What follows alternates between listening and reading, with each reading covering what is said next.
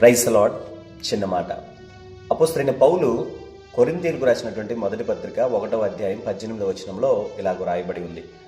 సిలువను గూర్చిన వార్త నశించుచున్న వారికి వెరితనముగాను, రక్షింపబడుచున్న మనకైతే దేవుని శక్తి అయి ఉన్నది అని.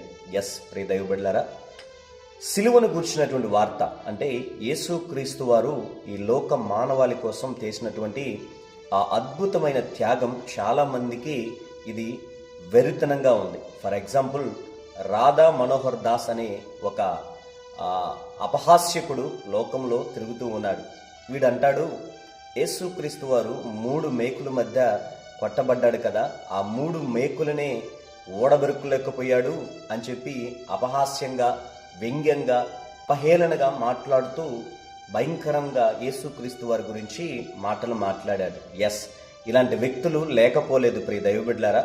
ఇలాంటి వారందరికీ కూడా యేసుక్రీస్తు వారి యొక్క సిలువ త్యాగం వెర్రితనంగానే కనబడుతూ ఉంది. అయితే యేసుక్రీస్తు వారు సర్వ మానవాళి కొరకై చేసినటువంటి త్యాగాన్ని గుర్తెరిగినటువంటి మనుషులు ఈ లోకంలో లేకపోలేదు.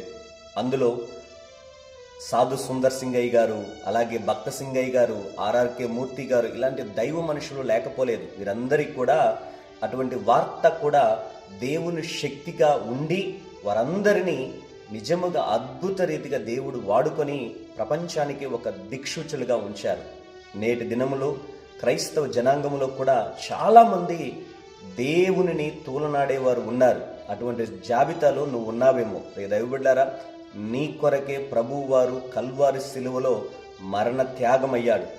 ఎవరు కూడా నీ కొరకు ఈ లోకంలో ప్రాణాన్ని పెట్టిన వారంటూ ఎవరూ లేరు. కానీ ఆ దివిని వీడి ఈ భూమికి వచ్చినటువంటి ఒకే ఒక మనిషి యేసుక్రీస్తు వారు. లోకములో ఆయన చివరి బొట్టు వరకు నీ కొరకు రక్తము కార్చాడు, ప్రాణం పెట్టాడు. కాబట్టి ఇది గుర్తెరిగినటువంటి ప్రతి మనిషిని కూడా ఆయన సిలువ త్యాగం దేవుని శక్తిగా ఉంది. సో ఈ దినాన అపహాస్యకుల జాబితాలో నువ్వు ఉన్నావా, వెర్రివాడిగా ఉన్నావా, దేవుని శక్తిని అనుభవించే వాడిగా నీవు ఉన్నావా అన్నది ఒక్కసారి పరీక్షించుకోమని ప్రభు పేట మనవి చేస్తూ ఉన్నాను. Praise the lord.